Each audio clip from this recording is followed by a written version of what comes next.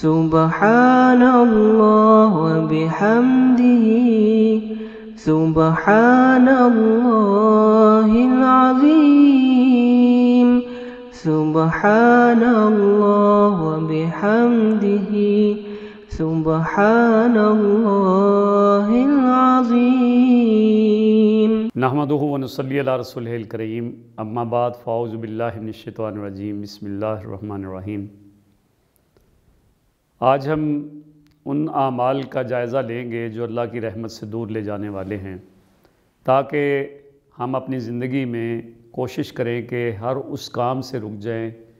جو اللہ کی رحمت سے دور لے جانے والا ہو، اور ہر اس کام کے کرنے والے بنیں جس کے نتیجے میں اللہ کی رحمت اور اللہ کا فضل و کرم ہمارے اوپر نازل ہو اور اب ہم سے راضی ہو جائے۔ حضرت کعب بن عجرہ رضی اللہ تعالیٰ عنہ کہتے ہیں کہ نبی صلی اللہ علیہ وسلم نے لوگوں سے فرمایا، صحابہ اکرام جمع تھے اور صحابہ سے اللہ کے رسول صلی اللہ علیہ وسلم نے فرمایا کہ ممبر کے پاس جمع ہو جاؤ۔ چنانچہ ہم ممبر کے پاس جمع ہو گئے، حضور صلی اللہ علیہ وسلم تشریف لائے، اور جب آپ نے ممبر کی پہلی سیڑھی پر قدم رکھا تو آمین کہا۔ اسی طرح دوسری اور تیسری سیڑھی پر قدم رکھتے ہوئے آپ صلی اللہ علیہ وسلم نے آمین کہا۔ خطبے کے بعد جب آپ ممبر سے اترے تو ہم نے کہا، اللہ کے رسول صلی اللہ علیہ وسلم، آج ہم نے آپ سے وہ بات سنی جو اس سے پہلے کبھی نہیں سنتے تھے، یعنی آپ نے ممبر کی سیڑھیوں پر چڑھتے ہوئے 3 مرتبہ آمین کہا، اس سے پہلے ایسا کبھی نہیں ہوا، اس کی کیا وجہ ہے؟ تو آپ صلی اللہ علیہ وسلم نے فرمایا، میں جب پہلی سیڑھی پر قدم رکھا تو اس وقت جبرائیل علیہ السلام تشریف لائے،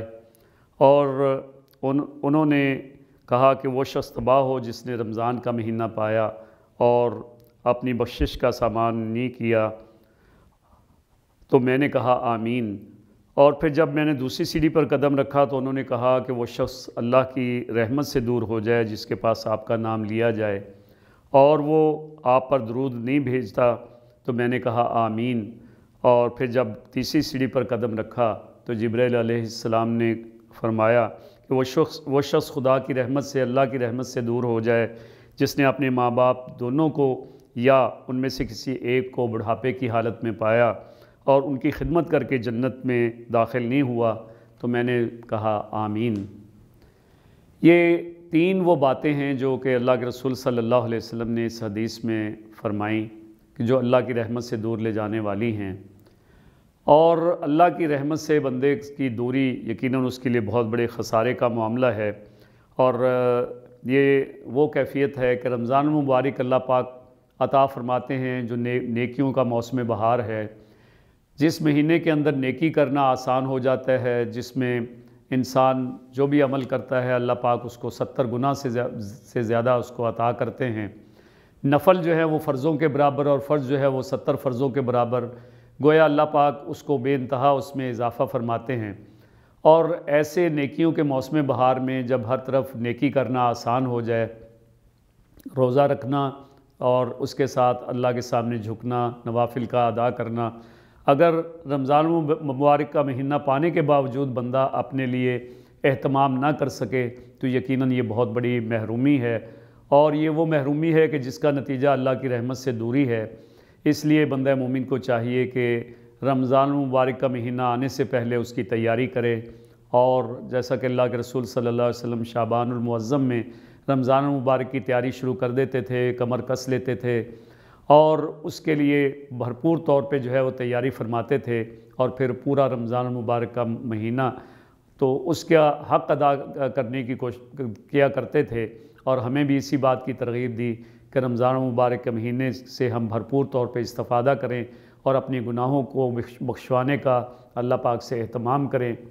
اور دوسری بات جس کے اوپر اللہ کے رسول صلی اللہ علیہ وسلم نے آمین کہا، وہ اللہ کے رسول صلی اللہ علیہ وسلم کا نام نامی، اسم گرامی جس شخص کے سامنے لیا جائے تو یقیناً وہ بہت بڑا کنجوس ہے کہ جو اللہ کے رسول صلی اللہ علیہ وسلم کا نام سنے اور آپ صلی اللہ علیہ وسلم کے اوپر درود شریف نہ پڑھے، اس لیے کہ ان اللہ و ملائکتہ یصلون علی النبی یا ایھا الذین آمنوا صلوا علیہ وسلموا تسلیما۔ یہ اللہ کا حکم ہے، اللہ کی طرف سے اس کو لازم کیا گیا ہے کہ اللہ اور اللہ کے فرشتے اللہ کے رسول صلی اللہ علیہ وسلم پہ درود و سلام بھیجتے ہیں، اور اللہ کا حکم ہے کہ مومنوں تم بھی اللہ کے رسول صلی اللہ علیہ وسلم کے اوپر درود بھیجو۔ تو گویا اللہ کے رسول صلی اللہ علیہ وسلم کے اوپر درود بھیجنے کا حکم خود میرے رب نے جو ہے ہمیں دیا ہے،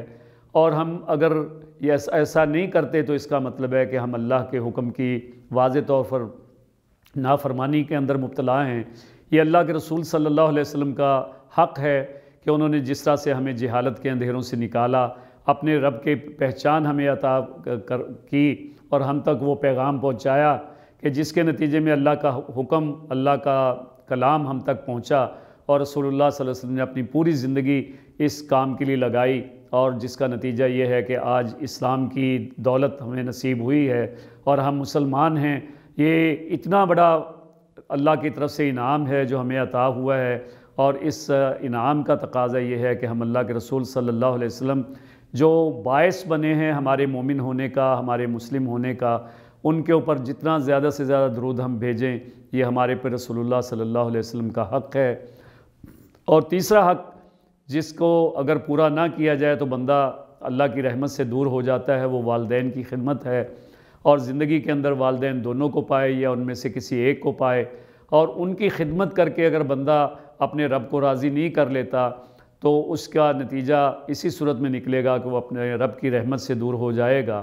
اس لیے یہ ہمارے لیے لازم ہے کہ وَبِالْوَالِدَيْنِ احسانا، کہ ہم اپنے والدین کے ساتھ احسان کا معاملہ کریں، ان کی عزت، ان کا اکرام، ان کی ہر بات کو ہم اس کے سامنے سر تسلیم خم کریں، پوری زندگی ان کی اطاعت کے اندر گزاریں، اور اللہ کے ساتھ شرک کے علاوہ جو کام بھی ان کی طرف سے کہا جائے اس کو پورا کرنے کی کوشش کریں۔ تو یقیناً اپنے والدین کو ہم خوش رکھیں گے تو اس کے نتیجے میں رب کی رضا بھی حاصل ہوگی، اور والدین کی ناراضگی میں رب کی ناراضگی ہے، اس لیے اس ناراضگی سے اور اللہ کی رحمت سے دوری سے بچنے کے لیے ہمارے لیے لازم ہے کہ اپنے والدین کا اکرام بھی کریں، احترام بھی کریں، ان کی بات بھی مانیں، اور ان کا جو ہے حق ادا کرنے کی کوشش کریں۔ یہ حق ادا تو نہیں ہو سکتا، لیکن اس کے لیے جو کاوش ہم کریں گے تو یقیناً اللہ کے ہاں وہ شرف قبولیت حاصل کرے گی۔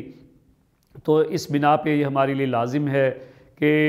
اللہ کے رسول صلی اللہ علیہ وسلم نے یہ جو 3 باتیں اس حدیث کے اندر فرمائیں کہ رمضان کا مہینہ اور اس مہینے کے اندر اپنے لیے سعادت کو حاصل کرنا اور اپنے گناہوں کی معافی کا سبب بنانا اور اس کے لیے کوشش کرنا، اللہ کے رسول صلی اللہ علیہ وسلم کا نام ہمارے سامنے جب